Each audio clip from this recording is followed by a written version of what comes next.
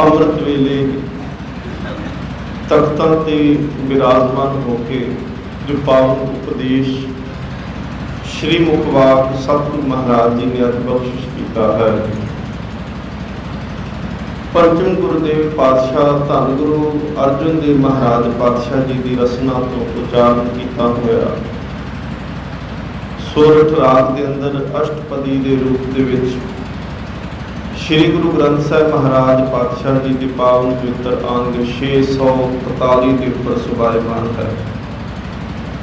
645 ਅੰਗ ਤੋਂ ਆਰੰਭ ਹੋ ਕੇ 645 ਅੰਗ ਇਸ ਪਾਵਨ ਸ਼ਬਦ ਦੀ ਸੰਪੂਰਨਤਾ ਹੈ।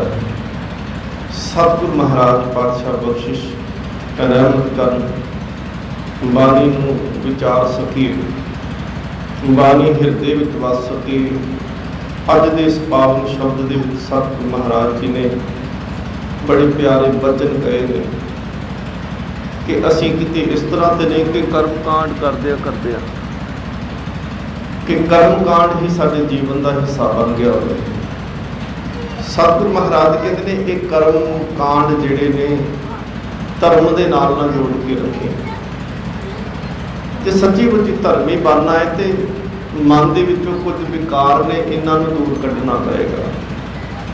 ਸਤਿਗੁਰੂ ਮਹਾਰਾਜ ਬਖਸ਼ਿਸ਼ ਰਹਿਮਤ ਕਰਨ। ਗੜੀਆਂ ਦੇ ਨਾਲ ਸਿੱਖਾਂ ਦਾ ਸੰਬੰਧ ਬਹੁਤ ਰਿਹਾ, ਭਾਵੇਂ ਉਹ ਚਮਕੌਰ ਦੀ ਗੜੀ ਹੈ, ਭਾਵੇਂ ਗੁਰਦਾਸ ਨੰਗਲ ਦੀ ਗੜੀ ਹੈ, ਬਾਬਾ ਬੰਦਾ ਸਿੰਘ ਬਹਾਦਰ ਦੀ ਉੱਥੋਂ ਦੀ ਸ਼ਹਾਦਤ, ਉਹਨਾਂ ਦੇ ਸਿੰਘਾਂ ਦੀ ਜਾਂ ਉਹਨਾਂ ਨੂੰ ਫੜੇ ਜਾਣਾ, ਜਾਂ ਸਾਰਾ ਗੜੀ ਹੈ। ਇਹ ਗੜੀਆਂ ਦਾ ਇਤਿਹਾਸ ਆਪਣੇ ਆਪ ਦੇ ਵਿੱਚ ਵਿਲੱਖਣਤਾ ਰੱਖਦਾ ਪਿਆ ਹੈ, ਔਰ ਸਿੱਖੀ ਦਾ ਸੰਬੰਧ ਰਿਹਾ ਵੀ ਬਹੁਤ ਹੈ ਗੜੀਆਂ ਦੇ ਨਾਲ।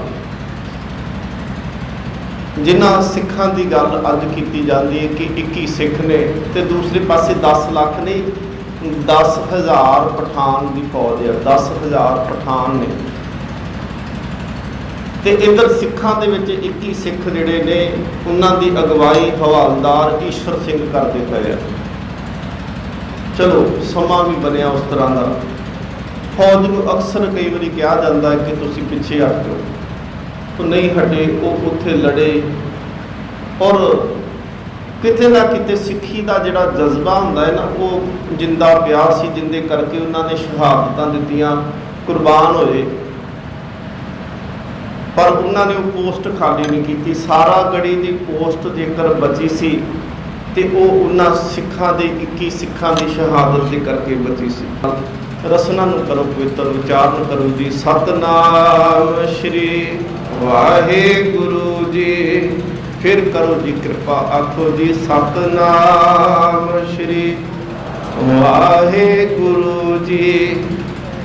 ਸੋਰਠ ਮਹੱਲਾ ਪੰਜਵਾਂ, ਘਰ ਦੂਜਾ, ਅਸ਼ਟਪਦੀਆਂ। ਇਹ ਰਾਗ ਇਸ ਦਾ ਸੋਰਠ ਹੈ। ਮਹੱਲਾ ਪੰਜਵੇਂ ਤੋਂ ਭਾਵ ਕਿ ਗੁਰੂ ਅਰਜਨ ਦੇਵ ਮਹਾਰਾਜ ਇਸ ਦੇ ਉਚਾਰਨ ਕਰਨ ਵਾਲੇ ਨੇ। ਘਰ ਦੂਸਰੇ ਦੇ ਵਿੱਚ ਉਚਾਰਨ ਕੀਤਾ ਹੈ। ਅਸ਼ਟਪਦੀ ਦੇ ਰੂਪ ਦੇ ਵਿੱਚ ਨੇ, 8 ਇਸ ਦੇ ਬੰਦ ਨੇ। ਇੱਕ ਓਂਕਾਰ ਸਤਿਗੁਰ ਪ੍ਰਸਾਦ, ਸੰਖੇਪ ਰੂਪ ਦੇ ਵਿੱਚ ਮੂਲ ਮੰਤਰ ਦਿੱਤਾ ਹੈ ਕਿ ਉਹ ਪਰਮਾਤਮਾ ਅਦੁੱਤੀ ਹੈ, ਓਂਕਾਰ ਸਰੂਪ ਹੈ, ਸਤ ਸਰੂਪ ਹੈ, ਮਿਲਦਾ ਉਹ ਗੁਰੂ ਦੀ ਕਿਰਪਾ ਦੇ ਨਾਲ ਹੈ। ਅੱਗੇ ਸਤਿਗੁਰੂ ਮਹਾਰਾਜ ਪਾਤਸ਼ਾਹ ਕਹਿੰਦੇ ਨੇ ਪਾਠ ਪੜ੍ਹਿਓ ਅਰ ਵੇਦ ਵਿਚਾਰਿਓ ਨਿਵਲ ਭੁਅੰਗਮ। ਇਹਨੂੰ ਪਾਠ ਕਈ ਵਾਰੀ ਭੁਜੰਗਮ ਕਰਦੇ, ਇੱਥੇ ਭੁਅੰਗਮ ਪਾਠ ਹੈ, ਭੁਅੰਗਮ ਸਾਦੇ। ਹੁਣ ਇਸ ਦੇ ਅੱਖਰੀ ਅਰਥ ਨੇ ਕਿ ਪਾਠ ਪੜ੍ਹਿਆ, ਅਰ ਵੇਦ ਵਿਚਾਰੇ ਦੇ ਅਰਥ ਨੇ ਕਿ ਪਾਠ ਨੂੰ ਪੜ੍ਹਨਾ ਵੀ ਸਿੱਖ ਲਿਆ, ਉਚਾਰਨ ਸਿੱਖ ਲਿਆ, ਲਗਾ ਮਾਤਰਾ ਸਿੱਖ ਲਿਆ, ਵਿਸ਼ਰਾਮ ਸਿੱਖ ਲਿਆ। ਇਹ ਵੀ ਗੱਲ ਨੂੰ ਸਿੱਖ ਲਿਆ ਕਿ ਕਿਸ ਸ਼ਬਦ ਦੇ ਉੱਤੇ ਭਾਰ ਦੇ ਕੇ ਬੋਲਣਾ ਹੈ, ਕਿਸ ਸ਼ਬਦ ਨੂੰ ਹੌਲੀ ਜੀ ਬੋਲਣਾ ਹੈ। ਇਹ ਹੈਗਾ ਵਿਚਾਰ ਦੇ ਵਿੱਚ ਆਉਂਦਾ ਹੈ, ਉਹਦੇ ਅਰਥ ਪੜ੍ਹ ਲਏ। ਉਸ ਤੋਂ ਬਾਅਦ ਇਹ ਨਿਵਲ ਭੁਅੰਗਮ। ਨਿਵਲ ਦੇ ਅਰਥ ਨੇ ਕਿ ਨਿਉਲੀ ਕਰਮ ਕਰਨੇ, ਗੋਡਿਆਂ ਦੇ ਉੱਪਰ ਹੱਥ ਰੱਖ ਕੇ। ਇਹ ਜੋਗੀਆਂ ਦੇ ਕਰਮ ਨੇ। ਪੇਟ ਸਾਫ਼ ਕਰਨ ਦੀ ਇੱਕ ਕਿਰਿਆ ਹੈ। ਗੋਡਿਆਂ ਦੇ ਉੱਪਰ ਹੱਥ ਰੱਖ ਕੇ, ਖੜੇ ਹੋ ਕੇ ਗੋਡਿਆਂ ਦੇ ਉੱਪਰ ਹੱਥ ਰੱਖੇ ਜਾਂਦੇ ਤੇ ਫਿਰ ਪੇਟ ਨੂੰ ਹਿਲਾਇਆ ਜਾਂਦਾ ਹੈ। ਪੇਟ ਨੂੰ ਹਿਲਾਉਣ ਕਰਕੇ ਕਹਿੰਦੇ ਨਾੜੀਆਂ ਸਾਫ਼ ਹੁੰਦੀਆਂ ਨੇ, ਪੇਟ ਸਾਫ਼ ਹੋ ਜਾਂਦਾ ਬਸ। ਤੇ ਸਿੱਧੇ ਸ਼ਬਦ ਕਰੋ, ਇਹਦੇ ਅਰਥ ਕਰਨੇ ਉੱਤੇ ਕਬਜ਼ ਨੂੰ ਦੂਰ ਕਰਨ ਵਾਸਤੇ ਇਹ ਸਾਧਨ ਆ। ਉਸ ਤੋਂ ਅੱਗੇ ਆ ਭੁੰਗਮ। ਭੁਜੰਗਮਾ ਇੱਕ ਨਾੜੀ ਹੈ, ਸਾਡੇ ਬਿਲਕੁਲ ਟੇਲ ਤੋਂ ਸ਼ੁਰੂ ਹੋ ਕੇ ਤੇ ਸਾਡੇ ਸਿਰ ਤੱਕ ਦੀ ਜਾਂਦੀ ਹੈ ਭੁਜੰਗਮਾ ਨਾੜੀ।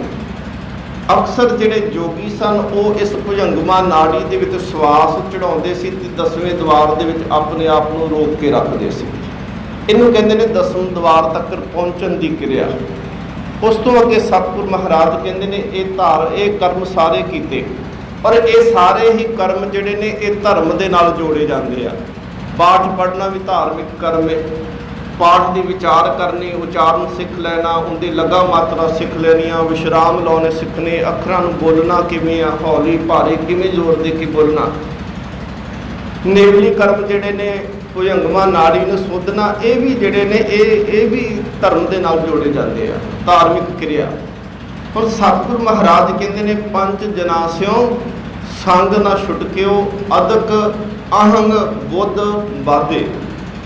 ਹੁਣ ਧਾਰਮਿਕ ਕਰਮ ਅਸੀਂ ਜੇ ਆਪਣੇ ਆਪ ਨੂੰ ਸਮਝਣ ਦਾ ਯਤਨ ਕਰੀਏ ਤੇ ਇਹ ਸਾਰੇ ਕਰਮ ਜਿੰਨੇ ਅਸੀਂ ਕਰਦੇ ਹਾਂ, ਮੰਨ ਲਓ ਅਸੀਂ ਗੁਰਦੁਆਰੇ ਆਉਂਦੇ ਹਾਂ, ਗੁਰਦੁਆਰੇ ਆ ਕੇ ਅਸੀਂ ਬੈਠਦੇ ਹਾਂ ਤੇ ਗੁਰਦੁਆਰੇ ਦੇ ਵਿੱਚ ਪਾਠ ਹੁੰਦਾ ਪਿਆ ਹੈ, ਗੁਰਦੁਆਰੇ ਦੇ ਵਿੱਚ ਕੀਰਤਨ ਹੁੰਦਾ ਪਿਆ ਹੈ, ਗੁਰਦੁਆਰੇ ਵਿੱਚ ਕਥਾ ਕੀਤੀ ਜਾ ਰਹੀ ਹੈ।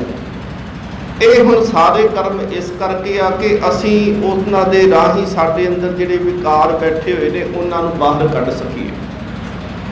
ਪਰ ਸਤਿਗੁਰ ਮਹਾਰਾਜ ਕਹਿੰਦੇ ਨੇ ਪੰਜ ਜਨਾਸਿਓ ਸੰਗ ਨਾ ਛੁਟਕਿਓ। ਅੰਦਰ ਜਿਹੜੇ ਪੰਜ ਬੈਠੇ ਹੋਏ ਨੇ ਉਹਨਾਂ ਦੇ ਨਾਲ ਸਾਥ ਨਹੀਂ ਉਹਨਾਂ ਦਾ ਛੱਡਿਆ। ਅੰਦਰ ਕਾਮ ਬੈਠਾ ਹੈ, ਕ੍ਰੋਧ ਬੈਠਾ ਹੈ, ਲੋਭ ਬੈਠਾ ਹੈ, ਮੋਹ ਬੈਠਾ ਹੈ, ਹੰਕਾਰ ਬੈਠਾ ਹੈ। ਫਿਰ ਇਹਨਾਂ ਦੀ ਸਹਾਇਤਾ ਕਰਨ ਵਾਸਤੇ ਨਿੰਦਾ, ਚੁਗਲੀ, ਤ੍ਰਿਸ਼ਨਾ, ਆਸਾ ਇਹ ਵੀ ਨਾਲ ਬੈਠੇ ਹੋਏ ਨੇ। ਪੰਜ ਜਨਾਸਿਓ ਸੰਗ ਨਾ ਛੁਟਕਿਓ ਅਦਕ ਦਾ ਮਤਲਬ ਹੁੰਦਾ ਹੈ ਹੋਰ, ਅਦਕਤਰ, ਅਦਕ ਹੋਰ, ਅਦਕ ਅਹੰਗ ਬੁੱਧ ਬਾਧੇ। ਹੋਰ ਹੀ ਹੰਕਾਰ ਦੀ ਬੁੱਧੀ ਦੇ ਵਿੱਚ ਤੂੰ ਬੰਨਿਆ ਗਿਆ ਹੈ। ਧਾਰਮਿਕ ਕਰਮ ਤੇ ਇਸ ਕਰਕੇ ਸੀ ਨਾ ਅੰਦਰੋਂ ਹੰਕਾਰ ਮਿਟਦਾ। ਗੁਰੂ ਸਾਹਿਬ ਜੀ ਨੇ, ਸਤਿਗੁਰ ਮਹਾਰਾਜ ਜੀ ਨੇ ਪਾਵਨ ਬਾਣੀ ਦੇ ਵਿੱਚ ਅਨੇਕਾਂ ਐਸੇ ਸ਼ਬਦ ਬਖਸ਼ਿਸ਼ ਕੀਤੇ ਨੇ ਜਿੰਦੇ ਵਿੱਚ ਇਹਨੂੰ ਕੂੜ ਕਿਹਾ ਗਿਆ, ਝੂਠ ਕਿਹਾ ਗਿਆ। ਸਤਿਗੁਰ ਮਹਾਰਾਜ ਨੇ ਕਿਹਾ ਹੰਕਾਰ ਦਾ ਪਰਦਾ ਹੈ, ਹਉ ਦਾ ਪਰਦਾ ਹੈ, ਕੂੜ ਦੀ ਕੰਧ ਤੇਰੇ ਤੇ ਰੱਬ ਦੇ ਵਿਚਕਾਰ ਹੈ। ਸ਼ਬਦ ਅਸੀਂ ਪੜ੍ਹਦੇ ਹਾਂ ਜਪਜੀ ਸਾਹਿਬ ਤੋਂ ਆਰੰਭਤਾ ਕਰਕੇ ਦੇਖੋ। ਸਤਿਗੁਰ ਮਹਾਰਾਜ ਕਹਿੰਦੇ ਨੇ ਕਿਵ ਸਚਿਆਰਾ ਹੋਈ ਹੈ, ਕਿਵ ਕੂੜਾ ਟੁੱਟੇ ਭਾਲ। ਹੁਣ ਕਹਿੰਦੇ ਸਚਿਆਰ ਕਿਵੇਂ ਹੋਏਗਾ ਤੂੰ? ਚੰਗਾ ਤੇਰਾ ਜੀਵਨ ਵਿਕਾਰਾਂ ਤੋਂ ਰਹਿਤ, ਕਾਮ ਕ੍ਰੋਧ ਲੋਭ ਮੋਹ ਹੰਕਾਰ ਤੋਂ ਬਗੈਰ ਵਾਲਾ ਜੀਵਨ ਤੇਰਾ ਕਿਵੇਂ ਬਣੇਗਾ? ਕਿਵ ਸਚਿਆਰਾ ਹੋਈਏ। ਦੂਸਰਾ ਸਵਾਲ ਹੈ ਕਿ ਕਿਵ ਕੂੜੇ ਟੁੱਟੇ ਪਾਲ। ਤੇਰੇ ਤੇ ਰੱਬ ਦੇ ਵਿੱਚ ਜਿਹੜੀ ਕੂੜ ਦੀ ਕੰਧ ਹੈ, ਕੂੜ ਦਾ ਪਰਦਾ ਹੈ, ਇਹ ਕਿਵੇਂ ਟੁੱਟ ਸਕਦਾ ਹੈ? ਹੁਣ ਇਹ ਸਾਰੇ ਕਰਮ ਤੇ ਸਤਿਗੁਰ ਮਹਾਰਾਜ ਕਹਿੰਦੇ ਨੇ ਪਾਠ ਪੜ੍ਹਿਓ ਔਰ ਵੇਦ ਵਿਚਾਰਿਓ, ਨਿਵਰ ਭੁੰਗਮ ਸਾਧੇ, ਪੰਜ ਜਨਾਸਿਓ ਸੰਗ ਨਾ ਛੁਟਕਿਓ ਅਦਕ ਅਹੰਗ ਬੁੱਧ ਬਾਤੇ। ਇਹ ਤਾਂ ਕੰਧ ਢਾਉਣ ਵਾਸਤੇ ਕੀਤੇ ਸੀ, ਤਾਂ ਕੰਧ ਹੋਰ ਮਜ਼ਬੂਤ ਕਰ ਲਈ ਤੂੰ। ਅਦਕ ਅਹੰਗ ਬੁੱਧ ਬਾਤੇ ਹੋਰ ਇਹ ਮਜ਼ਬੂਤ ਹੋ ਗਈ। ਸਤਿਗੁਰ ਮਹਾਰਾਜ ਪਾਤਸ਼ਾਹ ਇਹਨੂੰ ਗੁਰੂ ਅਰਜਨ ਦੇਵ ਮਹਾਰਾਜ ਹੋਰ ਤਰ੍ਹਾਂ ਬਿਆਨ ਵੀ ਕਰਦੇ ਆ। ਉਹ ਕਹਿੰਦੇ ਨੇ ਹਉ ਭੀਤ ਭਇਓ ਹੈ ਬੀਚੋ, ਸੁੰਦ ਦੇਸ ਨਿਕਟਾਇਓ। ਕਹਿੰਦੇ ਅਸਲ ਦੇ ਵਿੱਚ ਤੇਰੇ ਤੇ ਰੱਬ ਦੇ ਵਿੱਚ ਜਿਹੜਾ ਪਰਦਾ ਪਿਆ ਨਾ ਉਹ ਇੰਨਾ ਕੁ ਬਰੀਕ ਹੈ ਜਿੰਨਾ ਤਿਤਲੀ ਦਾ ਖੰਭ ਹੈ। ਹਉ ਭੀਤ ਭਇਓ ਹੈ ਬੀਚੋ, ਪੀਤ ਭੰਬੀਰੀ ਕੇ ਪਾਤ ਪਰਦੋ ਬਿਨ ਪੇਖੇ ਦੌਰਾਇਓ। ਭੰਬੀਰੀ ਕੇ ਪਾਤ ਤਿਤਲੀ ਦੇ ਖੰਭ ਜਿੰਨਾ ਪਰਦਾ ਹੈ। ਤੇ ਸਤਿਗੁਰ ਮਹਾਰਾਜ ਪਾਤਸ਼ਾਹ ਕਹਿੰਦੇ ਨੇ ਇਹ ਤਾਂ ਟੁੱਟਦਾ ਨਹੀਂ ਸੀ ਪਿਆ, ਤੇ ਸਗੋਂ ਤੂੰ ਇਹਨੂੰ ਹੋਰ ਲੇਪ ਲਾ ਕੇ ਹੰਕਾਰ ਦਾ ਲੇਪ ਲਾ ਦਿੱਤਾ ਕਿ ਮੈਂ ਗਿਆਨੀ ਵੱਡਾ ਬਣ ਗਿਆ, ਮੈਂ ਕੀਰਤਨੀਆ ਵੱਡਾ, ਮੈਂ ਪ੍ਰਚਾਰਕ ਵੱਡਾ, ਮੈਂ ਕਥਾਵਾਚਕ ਵੱਡਾ, ਮੈਨੂੰ ਸਮਝ ਬਹੁਤੀ ਆ ਗਈ। ਸਤਿਗੁਰ ਮਹਾਰਾਜ ਕਹਿੰਦੇ ਗੁਨਾਹ ਦਾ ਵੀ ਕਈ ਵਾਰੀ ਹੰਕਾਰ ਹੋ ਜਾਂਦਾ ਹੈ। ਗੁਣ ਇਸ ਕਰਕੇ ਬੰਦਾ ਇਕੱਠੇ ਕਰਦਾ ਹੈ ਕਿ ਔਗਣ ਦੂਰ ਹੋ ਸਕਣ। ਪਰ ਜੇ ਗੁਨਾਹ ਕਰਕੇ ਹੰਕਾਰ ਕਰਕੇ ਬੈਠ ਜੇ, ਸਤਿਗੁਰ ਮਹਾਰਾਜ ਪਾਤਸ਼ਾਹ ਕਹਿੰਦੇ ਨੇ ਹਮ ਵੱਡ ਕਬ ਕੁਲੀਨ ਹਮ ਪੰਡਤ ਹਮ ਜੋਗੀ ਸੰਨਿਆਸੀ। ਇਹ ਹੰਕਾਰ ਹੀ ਹੈ ਨਾ, ਅਸੀਂ ਵੱਡੇ ਕਵੀ, ਅਸੀਂ ਵੱਡੇ ਗਿਆਨੀ, ਵੱਡੇ ਵਿਦਵਾਨ, ਵੱਡੀ ਕੁਲ, ਸਾਰਾ ਕੁਛ ਵੱਡਾ। ਸਤਿਗੁਰ ਮਹਾਰਾਜ ਪਾਤਸ਼ਾਹ ਕਹਿੰਦੇ ਨੇ ਇਹ ਬੁੱਧ ਕਬੇ ਨਾ ਨਾਸੀ। ਇਹ ਤਾਂ ਬੁੱਧੀ ਦਾ ਨਾਸ਼ ਹੀ ਨਹੀਂ ਹੁੰਦਾ ਪਿਆ, ਇਹ ਗੁਨਾਹ ਦਾ ਹੰਕਾਰ ਕਰਕੇ ਬੈਠ ਗਿਆ। ਸਤਿਗੁਰ ਮਹਾਰਾਜ ਗੁਰੂ ਨਾਨਕ ਦੇਵ ਮਹਾਰਾਜ ਕਹਿੰਦੇ ਨੇ ਪੜ੍ਹਨਾ ਕੋਈ ਮਾੜੀ ਗੱਲ ਨਹੀਂ, ਪੜ੍ਹਨ ਦੇ ਨਾਲ अंदर की अज्ञानता दूर होंगी है, समझ अखरां की लगे तां। पर सतगुरु महाराज जी का एक श्लोक असीं पढ़ते, आसा की वार दे विच, पढ़ पढ़ गड्डी लदी है, पढ़ पढ़ भरीए साथ। सतगुरु महाराज पातशाह कहते ने पढ़ पढ़ बेड़ी पाईए, पढ़ पढ़ गड्डीए खात, पढ़िए जेते बरस बरस, पढ़िए जेते मास, पढ़िए जेती आरजा, पढ़िए जेते सास। नानक लेखे एक गल होर हौमै झखना चाख। एक गल के इत्थे अर्थ ने कि जेकर रब का नाम नहीं ना जपदा, सतगुरु महाराज कहते होर कोई भी गल लिखे नहीं। तो पढ़न की गल की, कहते इन्ना कुछ तू पढ़ ले कि गड्ढे लदे जान तेरियां किताबां ने। रजनीश ओशो विद्वान होया जी, कहते उन्हें अपने जीवन के 1 लाख तो ज़्यादा किताबां पढ़ियां ने। हुण देखो गड्ढे लदे जा सकते ना, लाख किताब थोड़ी तो नहीं होंदी। सतगुरु महाराज पातशाह कहते ने पढ़ पढ़ गड्डी लदी है, इन्ना क पढ़ ले तो गड्ढे लदे जान, इन्ना क पढ़ ले तो खूह खाते भरे जा सकन, टोए भर जाया करन। जदों तू तुरे तो कहते उन्होंने जहाज भी लद के तू तुरया करे ना। पर जेकर नाम नहीं जपिया, सतगुरु महाराज कहते नानक लेखे एक गल होर, जे रब का नाम विच नहीं फिर झाकी मारदा पिया, होर कुछ भी नहीं कीता। भगत कबीर साहब कहते ने क्या पढ़िए क्या गुनीए, क्या वेद पुराना सुनिए, पढ़े सुने क्या होए। पढ़ सुन नाल कहते कला की होएगा। कह लगे ने जे पढ़दा पिया है तो पढ़ के रब के नाम की विचार नहीं करता पिया, कहते ने जो सहज ना मिले सोई। जे सहज ही नहीं अंदर आके टिकिया तो फिर पढ़े का की लाभ, की तू पढ़ के बहुता करता पिया। सतगुरु महाराज पातशाह कहते ने कि ये कर्म इस करके ने। हुण देखो बाणी का असीं पाठ करते जरूर है, बाणी का पाठ करते पे, बाणी का उचारण सिख लेने, पर एक गल जरूर मन दे विच रखियो, बाणी पढ़दे कभी भी ये ख्याल ना मन दे विच बनाया करो कि मैं पाठ करदा फलाना बिल्कुल नहीं जी करता, मैं नितनेम करदा फलाना तो बिल्कुल नहीं जी करता, मैं गुरुद्वारे आना फलाना तो आउंदा ही नहीं, मैं रोज़ जाना कदी कदाई संग्राम ते जाता। सतगुरु महाराज कहते जिस दिन ना मैं आ गई ना मैं करता तो वो नहीं करता। सतगुरु कहते आ जी पढ़दा अंदरों तोड़ना ये टुटना कोई नहीं, होर मजबूत हो जाना। तरीका की सतगुरु महाराज कहते फिर किवें बचना। सतगुरु महाराज ने कि क्या रहाव दियाँ पंक्तियां ने इहदे च, इस अष्टपदी च 2 रहाव के बंद ने, एक रहाव दूजा अखीर पे आ। कहते प्यारे इन बिद मिलन ना जाई, उपर जिहड़े कर्म दसे ते अगे सतगुरु महाराज ने जिहड़े दसने आ। ये पंक्ति वैसे हर जिहड़ा वा पंक्ति दे नाल ला के पढ़ी जाए तो बड़ा गल स्पष्ट हो जाती है। सतगुरु महाराज कहते प्यारे इन बिद, बिद का मतलब तरीका, इन बिद मिलन ना जाई मैं कीए कर्म अनेका। हुण गुरु अर्जन देव महाराज ये नहीं कहते मैं कीते, कहते मैं देखा है कि ये कर्म अनेका, इस तरह के अनेका कर्म कांड करने वालियां नूं कि इस तरीके दे नाल रब नाल नहीं मिलाप होया। प्यारे इन बिद मिलन ना जाई मैं किए कर्म अनेका, हार परियो स्वामी के द्वारे दीजे बुद्ध विवेका। हार के ढह के गुरु के रब के दर ते पै जाना। और अरदास की करनी सतगुरु महाराज मैं डिग पिया तेरे दर दे उत्ते ते मैनूं विवेक बुद्ध दे। अब हम चली ठाकुर पे हार, हार के डिग पैना, समर्पण हो के, सरीरक तौर पर नहीं डिगना। सतगुरु महाराज ने कि सरीरक तौर पर डिगन की भी गल सतगुरु महाराज ने की है। और सतगुरु महाराज कहते हैं मन करके गुरु के चरणों के विच डिग पा। भाई गुरदास साहब जी का एक कवित वो कहते हैं आप है जाके भीख मांगन भिखारी दीन देखत अधीन निरासो ना बिडार है। उदाहरण उन्होंने दी कि किवें डिगना है गुरु के चरणों। पिंड च असीं रहने आ, गली दे विच किसी के घरे भी कोई परौना आ जाए, गली च कुत्ते अवारा बैठे होंगे ने, वो पैंदे नहीं, उन्होंने पता होंदा कि इन्हां दे घरे जां किसी के घरे भी कोई आउंदा जांदा है, वो बैठे रहिंदे ने आराम नाल। असीं बार बार लंघदे होइए तो सानूं भी नहीं पैणगे, पर पता नहीं उन्होंने किवें पहचान होंदी जदों गली दे विच कोई मंगता आ जाता है तो उन्होंने पैना शुरू कर देंगे।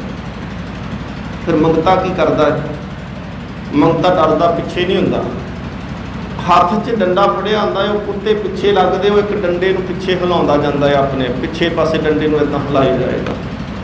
तो ध्यान कित्थे रखेगा? जिस घरों जाके उन्हें मंगना है। कुत्तियां की परवाह भी नहीं करता।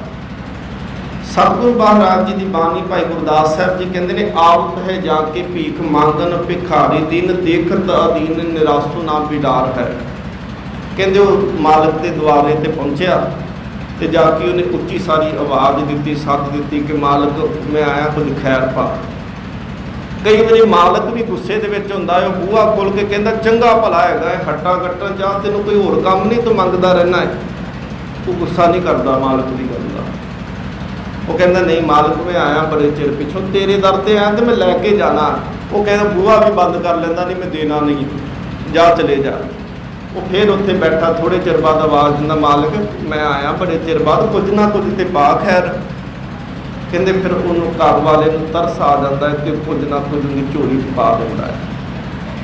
भाई गुरदास साहब कहते हैं गुरु के दर से इवें मंगते वांगू डिग जा, जिवें मंगता मालिक के दर से मंगदा जाके वो हटदा नहीं पिछां, कहता जे आया तो मैं लैके भी तेरे तो ही जाना। ये ना सोचा करो कि गुरु ने दिता नहीं तो असीं होर किसी को मंगन चले जाना। एक दे दर दा मंगता। दूसरा उन्हें क्या बैठत है जाकी द्वार, आशा के बिडार समान, अंत करना के तोर टूक ताही डार है। कुत्ता घर दे विच रखो ना, पालतू होवे, पालतू कुत्ता आवारा नहीं। वो पालतू कुत्ता मालिक भावें झोंपड़ी दे विच रहिंदा होवे, मालिक झोंपड़ी दे विच उंदा रहिंदा होवे ते गुआंढ दे विच भावें अरबां पति दी कोठी होवे, वो जिहड़ा घर दे विच पालिया होया कुत्ता है ना, वो मालिक की दर तो सुक्की रुखी जिहो जी रोटी पाएगा वो खा लेगा। कभी भी गुआंढी ते भावें वो अमीर क्यों ना होवे उनके दर दे उत्ते नहीं जाएगा। कई बार गुस्से दे विच आके मालिक कुत्ते नूं दो ठुड्ड मारदा है, पैर मारदा है, तेनूं बूहेओं बाहर कढ के बूहा बंद कर लैंदा। कुत्ता कभी नहीं मालिक का दर छड्ड के जाता, वो हमेशा वो बाहर बैठा रहेगा। गुआंढी भावें उन्होंने आवाज़ा मारे ना, आजा अज मेरे अल्ले आ जा, वो कहेगा नहीं जो मालिक ने मार के ठुड्डे कट्टिया है, ये जरूरी तो नहीं कि उन्हें सवेर का मारिया तो शाम को मैनूं घरे नहीं वड़न देगा। शाम को जो दरवाज़ा खोलेगा तो वही कुत्ता फिर मालिक के चरणों के विच ना आपके मालिक के पैरों को चुमेगा, चट्टेगा, उहदे विच वड़ी जाएगा। अगली उदाहरण दी कहते रे, पायन की पन्ही रहत पर हरी परी, ताहू काहू काज उठ चलत समार है। कहते असीं जुत्ती खरीद के लियाउने तो महंगी तो महंगी खरीदते हैं। असीं हुण भी गुरुद्वारे आए जुत्तियां बाहर ला के आउने, जोड़े बाहर ला के आउने। हालांकि जुत्ती सानू गर्मी तो बचाउंदी है, सर्दी तो बचाउंदी है, ठेडा लगन तो बचा दिंदी है, रोड़े कख कंन कोई लग ना जाए उहदे तो बचाउंदी है, पर असीं जुत्ती नूं कभी अंदर नहीं लैके आउंदे। कहते हैं कि जुत्ती कभी भी इस गल का गिला नहीं करती कि मैनू मालिक तो खरीदिया तो बड़े चार नाल सी, महंगी खरीद के लैके आया सी, क्यों तू मैनू बाहर उतार आया, क्यों तू मैनू नाल नहीं लैके गया। कहते वो हमेशा इस गल का इंतजार करती कि मालिक जदों भी परत के आएगा, छाड़ अहंकार छार होए गुर मार्ग में, कबू के दया के दयाल पग धार है। कहते इस तरह हंकार छड्ड के मालिक के दर से बैठ जिवें जोड़ा ला के रखिया होंदा, कभी तो मालिक परत के आके तेरे अंदर पैर पाएगा, तेरे चरणों के विच पाएगा। सतगुरु महाराज पातशाह कहते हैं ये असल दे विच एक ढह पैण की क्रिया होंदी है, हंकार नूं छड्ड के ढह पैना। गुरु अर्जुन देव महाराज पातशाह कहते हैं एक तो सतगुरु महाराज मैं तेरे दर दे उत्ते आके डिग्गिया हाँ तो कृपा कर विवेक बुद्धि मैनूं दे, जिन्हों असीं अरदास दे विच भी कहने आ विवेक दान। साडे अमृतसर जे जदों असीं कहने ना अरदास करते हैं श्री अमृतसर जी दे इशनान दर्शन इशनान, उहदे विच असीं ये नहीं कहते कि हरमंदर दे दर्शन इशनान, असीं कहने श्री अमृतसर जी के दर्शन इशनान। तो श्री अमृतसर जी के दर्शन इशनान आ पंजां सरोवरां के दर्शन, रामसर, विवेकसर, संतोखसर, कौलसर ते हरमंदरसर, ये 5 सरोवर। सतगुरु महाराज पातशाह कहते हैं विवेक बुद्ध की होंदी है, बिब एक, जो दुविधा मुक जाती केवल एको ही टिक जाता। इस तो अगे सतगुरु महाराज उदाहरण देंदे ने, पंक्ति नूं याद रखियो प्यारे इन विद मिलन न जाए, मैं किए कर्म अनेका, ते हरेक पंक्ति नाल पढ़ के देखियो। और सतगुरु कहते ने मौन भयो करपाती रहियो, नगन फिरियो बन माही। मौन धारण कर लिया, चुप्पे चुप ना हो गए, मौन धारण कर लिया। करपाती रहियो, हत्थां नूं ही भांडा बना लिया, कर हत्थ पाती पात्र दा भांडा। नगन फिरियो बन माही, नंगे होके कपड़े पाने छड़ दिते, नांगे साधु बन गए, जंगलों के विच रहना शुरू कर दिता। तट तीरथ सब धरती भरम्यो, दुविधा छुटके नाही। तटां ते गया, तीर्थां ते गया, सारी धरती का चक्कर ला लिया। सतगुरु महाराज पातशाह कहते ने प्यारे इन विद मिलन ना जाई, इन्हां तरीकों नाल भी नहीं रब मिलना। इस तो अगे मन कामना तीरथ जाए बस्यो, सिर करवत धराए। इनू करवत पाठ नहीं, इत्थे इहदे अर्थ ने आरा। इनू पाठ करीदा करवत, करवत दे अर्थ हुंदे ने आरा। बनारस दे विच आरा लग्या हुंदा सी। ਇਹ ਜਦੋਂ बीजेपी ਦੀ ਸਰਕਾਰ ਆਈ ਸੀ ਉਦੋਂ ਇਹ ਆਰਾ ਬੰਦ ਕੀਤਾ ਗਿਆ। ਇਹਦੇ ਕੀ ਕਰਦੇ ਸੀ ਕਿ ਬ੍ਰਾਹਮਣ ਉੱਥੇ ਕਹਿੰਦੇ ਹੁੰਦੇ ਸੀ ਕਿ ਜੇਕਰ ਤੁਸੀਂ ਰੱਬ ਦੀ ਪ੍ਰਾਪਤੀ ਕਰਨੀ ਹੈ, ਸਵਰਗਾਂ ਦੇ ਵਿੱਚ ਜਾਣਾ ਹੈ, ਤੇ ਇਸ ਆਰੇ ਦੇ ਨਾਲ ਸਿਰ ਚਰਾ ਲਓ। ਬਨਾਰਸ ਦੀ ਧਰਤੀ ਤੇ ਜਿਹੜਾ ਆ ਕੇ ਮਰਦਾ ਸਿੱਧਾ ਸਵਰਗਾਂ ਨੂੰ ਚਲੇ ਜਾਂਦਾ ਹੈ। ਸਤਿਗੁਰੂ ਮਹਾਰਾਜ ਪਾਤਸ਼ਾਹ ਕਹਿੰਦੇ ਨੇ मन कामना, मन के पिछे लग के तीर्थां ते जाके वासा कर लिया, सिर ते करवत आरा धरा लिया। मन की मैल ना उतरे यह बिद, जे लख जतन कराए सिर कटा लिया, पर मन ते उवें दा उवें मैला रह गया। सतगुरु महाराज पातशाह कहते हैं मन की मैल ना उतरे यह बिद। इन्हां तरीकों के नाल मन की मैल खत्म नहीं हुंदी। इनू सतगुरु महाराज कहते पे ने प्यारे इन बिद मिलन ना जाए, इस तरीके नाल भी नहीं मिलना।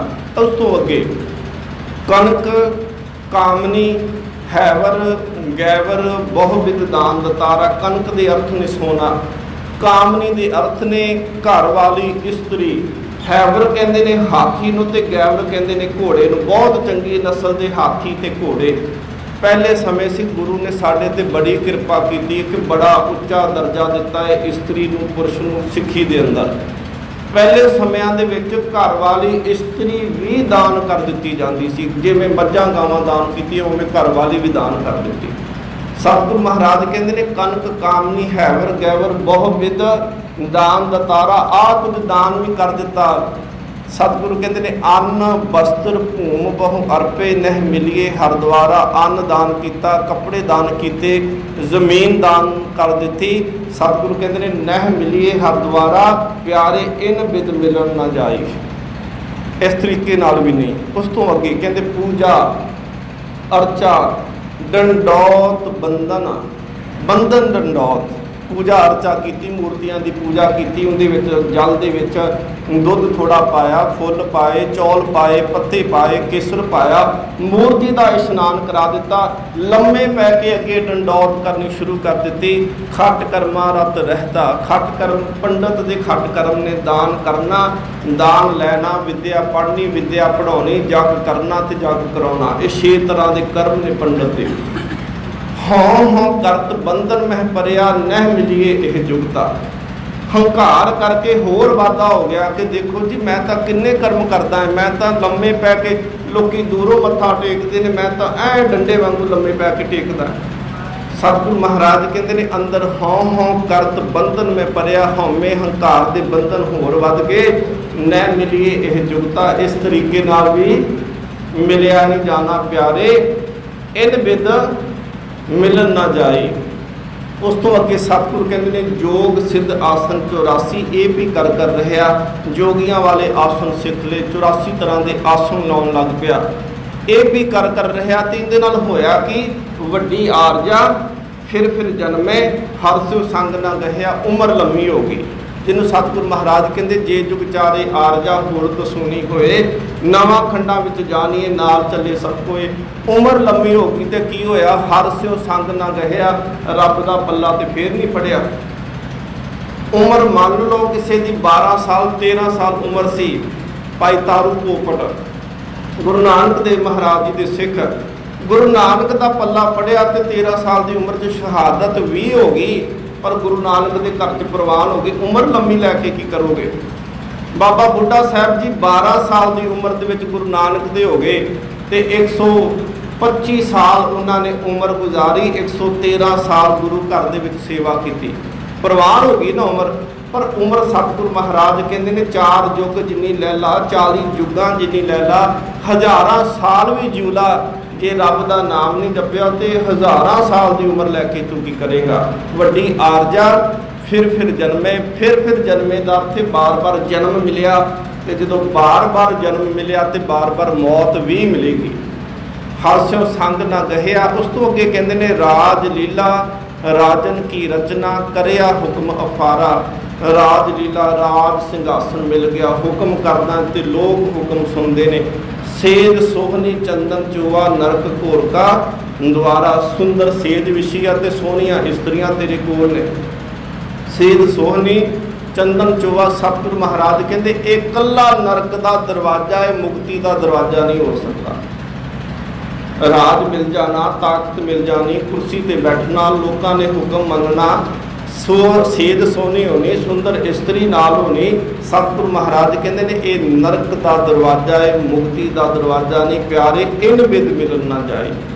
ਉਸ ਤੋਂ ਅੱਗੇ ਸਤਿਗੁਰੂ ਮਹਾਰਾਜ ਕਹਿੰਦੇ ਨੇ ਹਰ ਕੀਰਤ ਸਾਧ ਸੰਗਤ ਹੈ, ਸਿਰ ਕਰਮਨ ਕੈ ਕਰਮਾ। ਸ੍ਰੇਸ਼ਟ ਕਰਮਾਂ ਤੋਂ ਸਭ ਤੋਂ ਉੱਤਮ ਤੇ ਵੱਡਾ ਕਰਮ ਕੀ ਆ? ਸੰਗਤ ਵਿੱਚ ਬੈਠ ਕੇ ਪ੍ਰਮਾਤਮਾ ਦੀ ਵਡਿਆਈ ਕਰਨੀ। ਕਹੋ ਨਾਨਕ ਤਿਸ ਭਇਓ ਪ੍ਰਾਪਤ, ਜਿਸ ਪੁਰਬ ਲਿਖੇ ਕਾ ਲਹਿਣਾ। ਇਹ ਉਹਨੂੰ ਪ੍ਰਾਪਤ ਹੁੰਦੀ ਜਿੰਦੇ ਪੂਰਬਲੇ ਕਰਮਾਂ ਦੇ ਵਿੱਚ ਇਹ ਲਿਖਿਆ ਹੋਵੇ। ਰਹਾਉ ਦੂਜੇ ਦੀਆਂ ਪੰਕਤੀਆਂ ਨੇ ਇਸ ਤੋਂ ਅੱਗੇ, ਤੇਰੋ ਸੇਵਕ ਇਹ ਰੰਗ ਮਾਤਾ। ਹੁਣ ਇਹਨੂੰ ਸ਼ਬਦ ਨੂੰ ਮਾਤਾ ਨਹੀਂ ਕਹਿਣਾ, ਇਹਨੂੰ ਕਹਿਣਾ ਮਾਤਾ। ਮਸਤ ਹੋ ਗਿਆ ਕਿਸ ਰੰਗ ਦੇ ਵਿੱਚ? ਭਇਓ ਕਿਰਪਾਲ ਤੀਨ ਦੁਖ ਭੰਜਨ, ਹਰ ਹਰ ਕੀਰਤਨ ਇਹ ਮਨ ਰਾਤਾ। ਰਹਾਉ ਦੂਜਾ, ਤੂੰ ਕਿਰਪਾ ਕੀਤੀ, ਤੂੰ ਬਖਸ਼ਿਸ਼ ਕੀਤੀ, ਸੰਗਤ ਵਿੱਚ ਬੈਠ ਕੇ ਤੇਰੀ ਕੀਰਤੀ ਕੀਤੀ, ਤੇਰੀ ਵਡਿਆਈ ਕੀਤੀ, ਤੇਰੀ ਉਪਮਾ ਕੀਤੀ, ਤੇਰੇ ਗੁਣਾਂ ਨੂੰ ਗਾਇਆ। ਸਤਿਗੁਰੂ ਮਹਾਰਾਜ ਕਹਿੰਦੇ ਨੇ ਇਹ ਆ ਸ੍ਰੇਸ਼ਟ ਕਰਮਾਂ ਤੋਂ ਸ੍ਰੇਸ਼ਟ ਕਰਮ, ਜਿੰਦੇ ਕਰਕੇ ਰੱਬ ਦੇ ਨਾਲ ਮਿਲਾਪ ਹੋ ਜਾਂਦਾ ਹੈ। ਜੇ ਬਾਕੀ ਧਰਮ ਦੇ ਕਰਮ ਕਰਕੇ ਤੂੰ ਹੰਕਾਰ ਕਰਦਾ ਹੈ ਕਿ ਮੈਂ ਪਾਠ ਰਖਾਇਆ, ਆਪ ਘਰੇ ਸ਼ਰਾਬ ਪੀਂਦਾ ਹੈ ਤੇ ਗੁਰਦੁਆਰੇ 'ਚ ਪਾਠ ਚੱਲਦਾ ਪਿਆ ਹੈ, ਉਹਦਾ ਕੋਈ ਲਾਭ ਨਹੀਂ ਜੀ।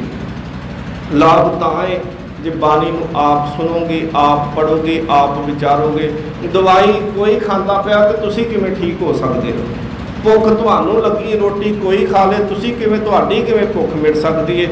ਸਤਿਗੁਰੂ ਮਹਾਰਾਜ ਪਾਤਸ਼ਾਹ ਬਖਸ਼ਿਸ਼ ਰਹਿਮਤ ਕਰਨ, ਬਾਣੀ ਨੂੰ ਵਿਚਾਰੀਏ, ਬਾਣੀ ਨੂੰ ਆਪ ਪੜ੍ਹੀਏ ਤੇ ਬਿਨਾਂ ਹੰਕਾਰ ਤੋਂ ਪੜ੍ਹੀਏ, ਮਾਨ ਕਰਕੇ ਨਾ ਪੜ੍ਹੀਏ ਕਿ ਸਾਨੂੰ ਬਹੁਤ ਕੁਝ ਆਉਂਦਾ ਹੈ। ਸਤਿਗੁਰੂ ਮਹਾਰਾਜ ਪਾਤਸ਼ਾਹ ਬਖਸ਼ਿਸ਼ ਰਹਿਮਤ ਕਰਨ। ਬੋਲਦਿਆਂ ਹੋਈਆਂ ਬੇਅੰਤ ਭੁੱਲਾਂ ਦੀ ਖਿਮਾ। ਬੁਲਾਓ ਫਤਿਹ ਆਖੋ ਜੀ। ਵਾਹਿਗੁਰੂ ਜੀ ਕਾ ਖਾਲਸਾ, ਵਾਹਿਗੁਰੂ ਜੀ।